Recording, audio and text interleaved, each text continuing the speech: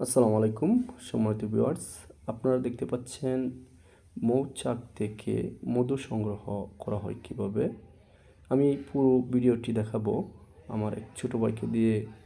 আজকে আমাদের বিরিশিরি ডনবস্ক কলেজের দুটি মৌচাক রয়েছে, সেখান থেকে মধু সংগ্রহ করবে।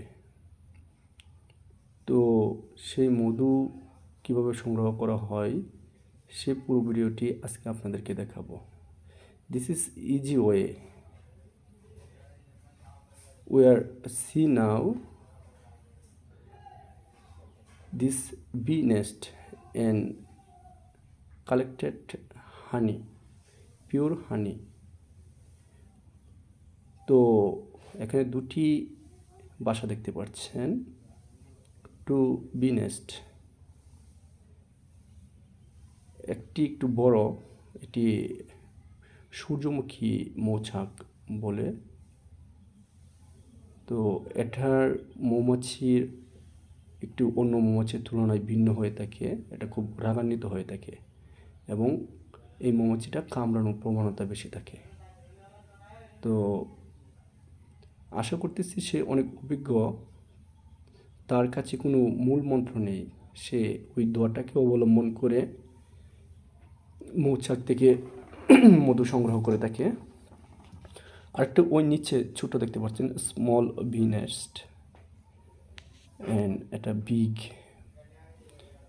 কিছুক্ষণের মধ্যেই সে তার গন্তব্যে চলে যাবে, যেখানে মধু রয়েছে সেখান থেকে সে মধুটা কেটে নিয়ে আসবে এবং একটু অপেক্ষা করতেছে যাতে মৌমাছিগুলো একটু শান্ত প্রকৃতির হয়।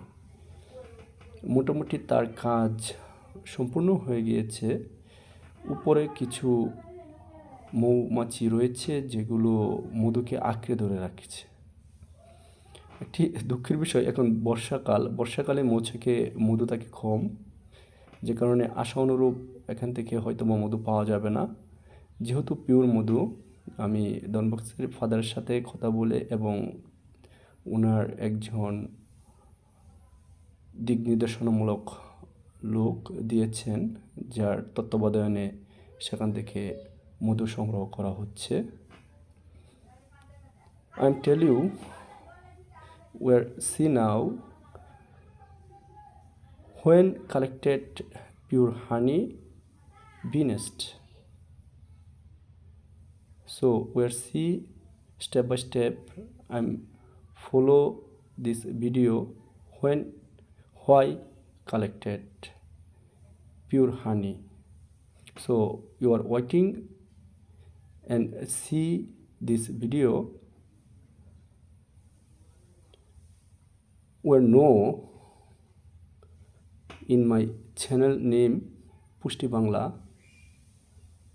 আমি সবসময় পিওর সব কিছু তুলে ধরি, নতুন এবং নিত্য নতুন, যেগুলোতে কোনো ভেজাল নেই সে সম্পর্কিত ভিডিও ধারণ করে থাকি।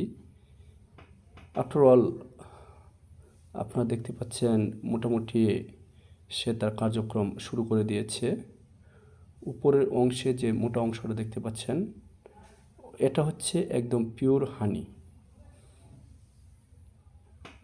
মোটামুটি 8 থেকে 10 কেজি